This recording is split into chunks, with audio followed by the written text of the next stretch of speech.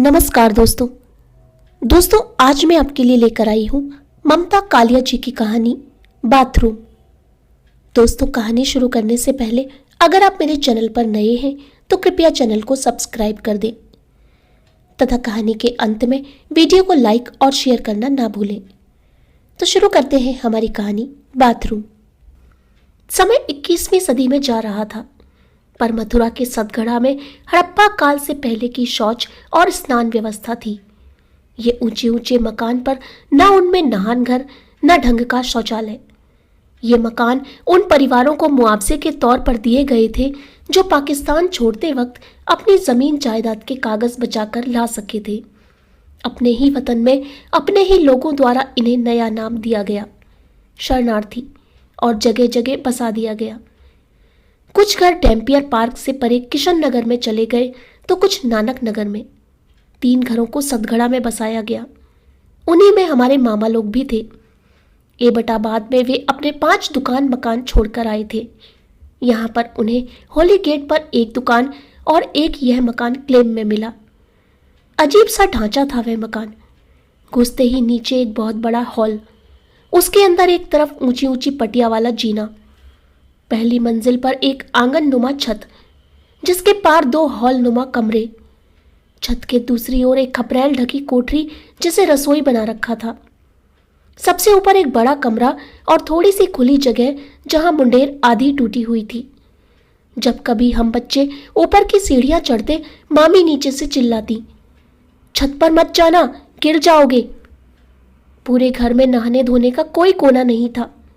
पहली मंजिल की छत पर एक छोटा सा नल ठुका था जिसमें सुबह शाम पानी आता। पहली और दूसरी मंजिल की सीढ़ियों के बीच की जगह में एक पखाना था जिसे जाजरू कहते। दरअसल जिस शहर में यमुना जैसी नदी कलकल बहती हो, नहाने के लिए अलग से जगह बनाकर जाया करना फिजूल खर्ची समझी जाती थी। मामियां रात को चाहे कितनी भी देर में सोए, सुबह मुंह अंधेरे उठती, गोल डोलची में कपड़े रखती और घाट की ओर निकल जाती। हमारी नींद भी उनकी खटर पटर से खुल जाती। अपनी शमीज और कच्छू लेकर हम बहनें भी उनके साथ चल देती। नहाने से ज्यादा मजा हमें बिसरात घाट पर पड़े कछुए देखने में आता।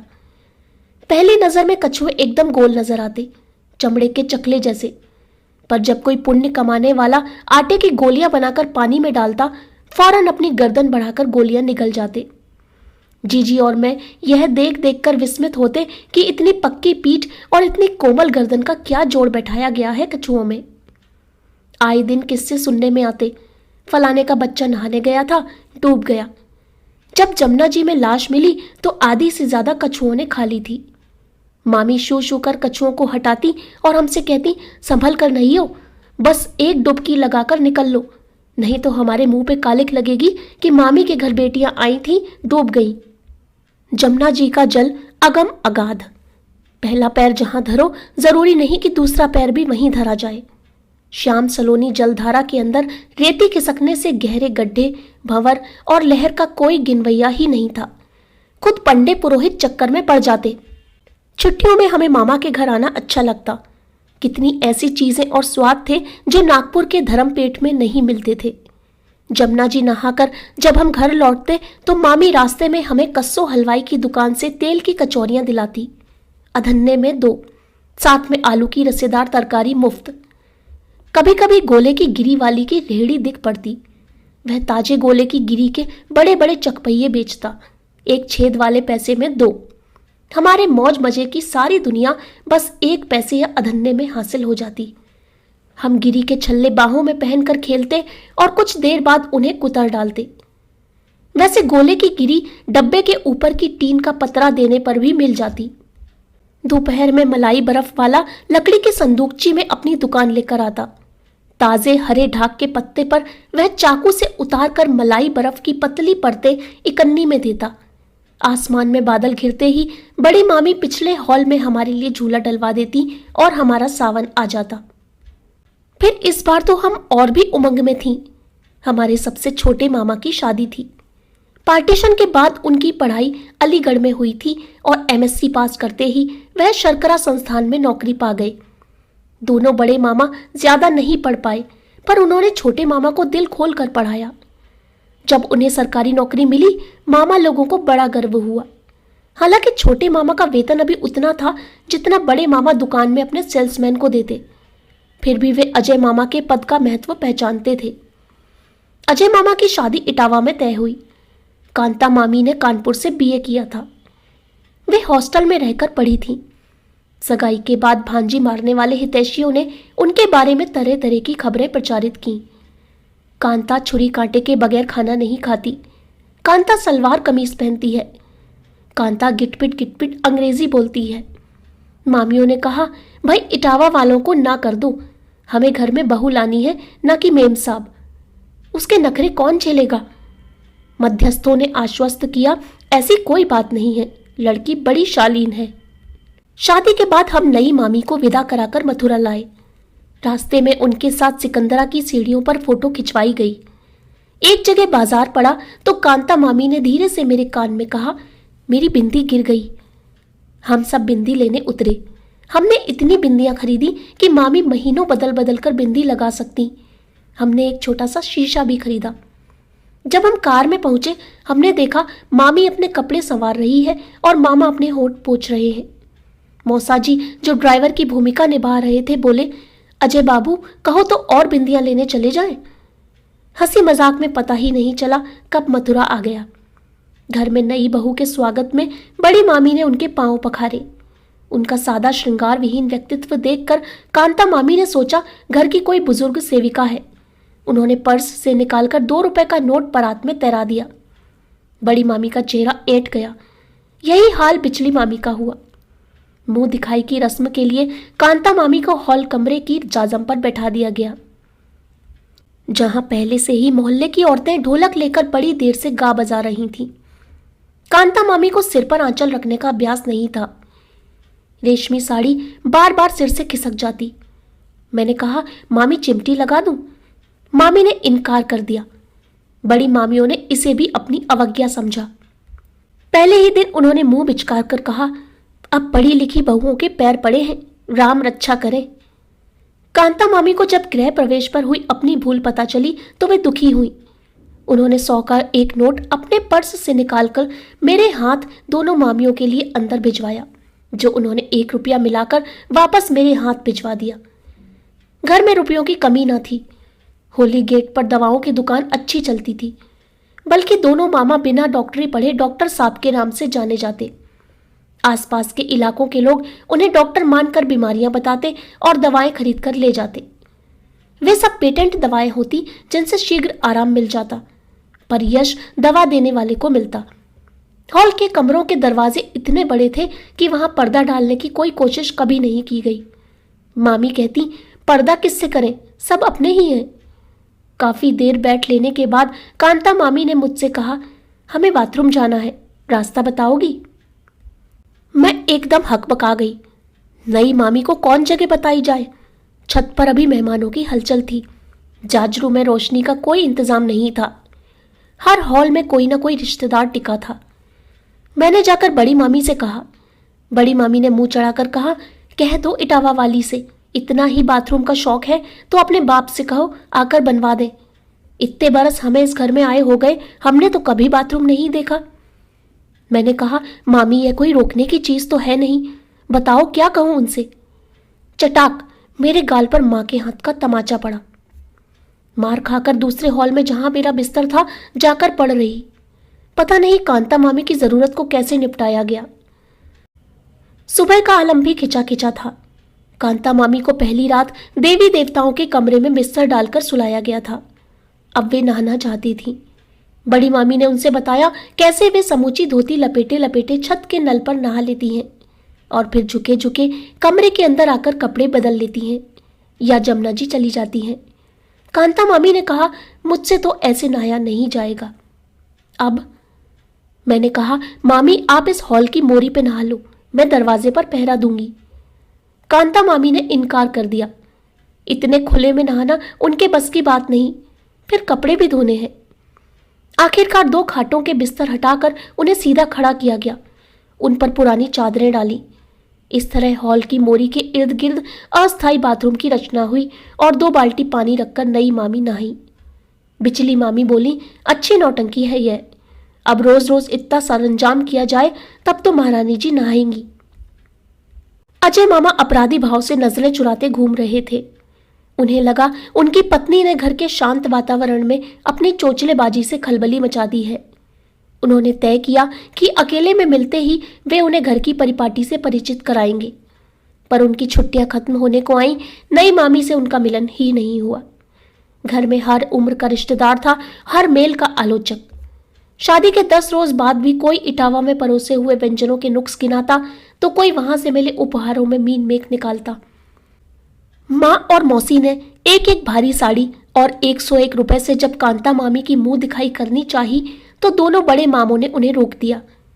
अगर इनके फादर ने तुम लोगों के लिए भारी साड़ी दी होती तो हम तुम्हें देने देते। अब यह सब करके हम पर तो भार चढ़ाओ मत। कांता मामी ने तड़प कर सिर उठाया, जलती आंखों से बोली, मेरे फादर का नाम मत लीजिएगा, नहीं तो ठीक नहीं होगा। क्या ठीक नहीं होगा? बिचले मामा ने चुनौती दी। मैं अभी वापस चली जाऊंगी और कभी नहीं आऊंगी। मामा मुंह बिगाड़कर परे हट गए। नई बहू के कौन मुंह लगे?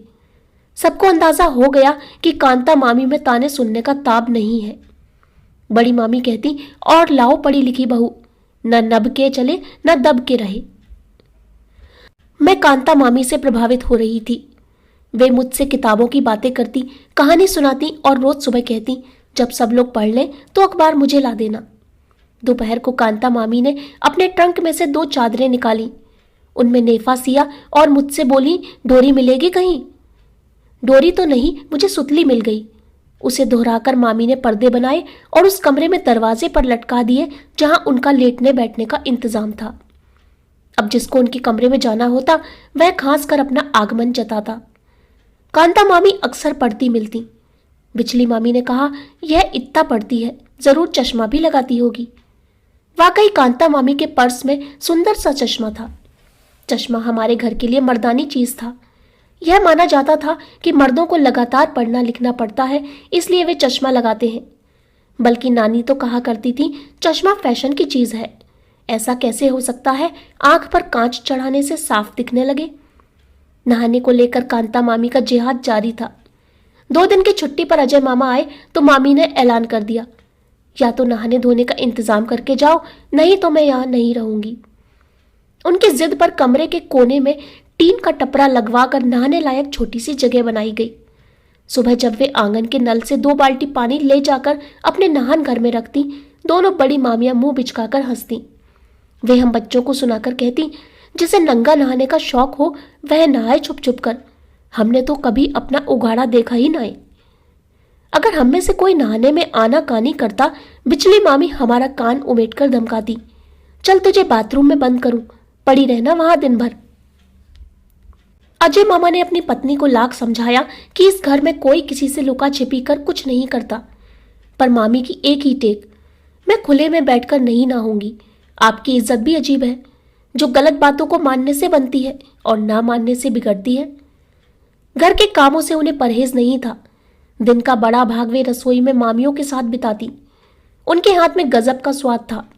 नाश्ते में वह नोन अजवाइन के मोटे खस्ता पराठे बनाती और झागदार मीठी लस्सी। बड़े इसरार से वह दोनों बड़ी मामियों को गरम नाश्ता परोसती। बड़ी मामी बिचली से कहती, वैसे तो बतेरी अकल है, बस बाथरूम में घुसकर नंगी नहाए, यही नुक्स है। बड़े मामाओं को दुकान से आने में रोज ही देर हो जाती। कुछ दिन तो कांता मामी बिचली मामी के साथ चौके में बैठी इंतजार करती रही, पर फिर एक दिन उन्होंने मुझसे कहलवा दिया, 9 बजे के बाद खाना चौके में अंगीठी के ऊपर रखा मिलेगा, अपने आप लेकर खा ले। अब इसकी तानाशाही चलेगी, इसके लिए हम दुकानदारी छोड़कर आएंगे, मामाओं ने कहा। देर रात तक चौके में बने रहने के कारण दोनों मामियों को भी कष्ट होता था। सोने में बहुत देर हो जाती और सुबह नहाने धोने के चक्कर में बहुत जल्द उठना पड़ता। अब कांता मामी के विद्रोह से उनका थोड़ा हौसला बना, लेकिन वे परिवर्तन को अपनाने में ढुलमुल होती रहीं। जब मामा कहते, इस नई बहू ने तो घर की औरतों को बिगाड़ दिया है, सब सामने बोलने लगी हैं, तो मामी कहती, जे तो है। दिवाली के बाद मौसम में खुनकी आ गई और देखते देखते सुबह ठंडी होने लगी। ऐसे मौसम में मुंह अंधेरे छत के नल पर नहाना यंत्रणा से कम नहीं था। कई बार तो हम बहनें बस हाथ मुंह धोकर जल्दी से कपड़े बदल लेती और कहती, हम नहा लिए। एक दिन बिचली मामी जमुना जी नहाकर आई तो उन्हें तेज जुकाम हो गया, बहुत छींकें आई और सिर दर्द होने लगा। मामा ने दवाई दी पर खास फायदा नहीं हुआ। शाम तक बुखार चढ़ाया, डॉक्टर बुलाया गया। उसने दवाएं दी और हिदायत की ठंड से बचकर रहे। बिचली मामी को बुखार में भी चैन नहीं। वे नेम धर्म से रोज स्नान के बाद ही ठाकुर जी की पूजा कर अन्न जल छूती थी। सुबह होते ही उन्होंने जिद पकड़ ली, मेरी खटिया नल के पास ले चलो, मैं वहीं नहाऊंगी। सबने कहा इतना बुखार हो रहा है, एक दिन नहीं नहाओगी तो कौन काम रुके रह जाएंगे। मामी भी अड़ गई। ठीक है, फिर कोई मेरे मुंह में ना दवा डाले ना दाना, मेरा नेम ना बिगाड़ना। सब परेशान, करे तो क्या करें। कांता मामी सोकर उठी, मैंने उन्हें बताया।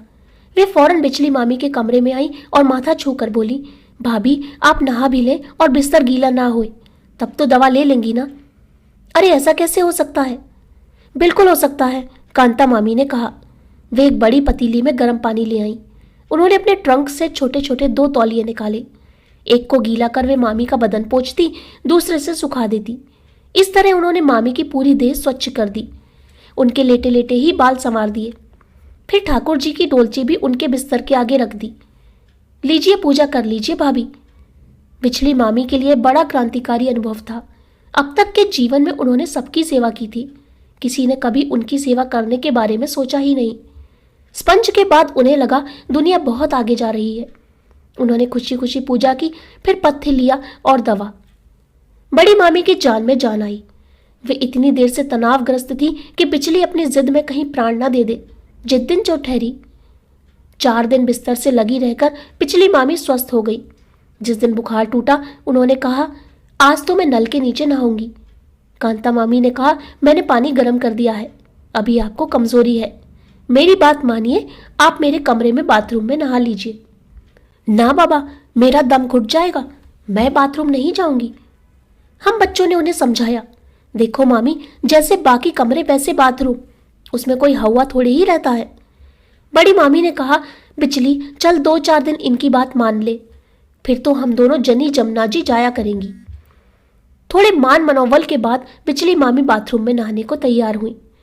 बंद बाथरूम में एक एक कर कपड़े उतारना, पट्टे पर निर्वस्त्र बैठना, मंजन साबुन झांवा यथास्थान पाना और बिना गली पर नजर गड़ाए पूरा ध्यान अपनी देह और स्वच्छता पर केंद्रित करना रोमांचकारी था। एक बार वे आदतन झुककर बदन पर पानी उड़ेलती, दूसरे ही क्षण उन्हें ध्यान आता वे बाहर खुले में नहीं बंद कमरे में नहा रही हैं। उन्होंने झिझकते हुए अपनी निर्वस्त्र देह देखी तो उन्हें लगा वे किसी और को देख रही हैं। मैंने बाहर से आवाज लगाई, क्यों मामी, अंदर सो गई क्या? अभी आई, मामी ने कहा और जल्दी से कपड़े लपेटकर कमरे में आई। बड़ी मामी, कांता मामी और बच्चों के सामने उन्होंने कहा, जब से मैं पैदा भई बस आज कायदे से नहाई हूं। अरे कपड़े पहने पहने नहाने का क्या मतलब है? कुछ नहीं। मैं कहूं पूजा घर और चौके से भी जरूरी है नहान घर। कम से कम आदमी एड़ी से चोटी तक स्वच्छ तो हो जाए। इस बार अजय मामा कानपुर से घर आए तो उन्हें आंगन में ईंटों का ढेर दिखाई दिया। यह क्या? उन्होंने अचकचा कर पूछा। बड़ी मामी हंसी, भाई क्या कहवे उसे, बाथरूम बनने जा रहा है, अब सब घुस घुस कर नहाएंगे, समझे? अजय मामा ने अपनी पत्नी को संबोधित किया, रोज नया बखेड़ा करती हो तुम? बड़ी मामी बोली, अरे इसने कुछ नहीं किया, इस बाथरूम के लिए सबकी सहमति है। तो दोस्तों कैसी लगी आपको ये कहानी? अगर आपको कहानी पसंद आई हो तो कृपया चैनल को सब्सक्राइब करना ना भूलें। धन्यवाद।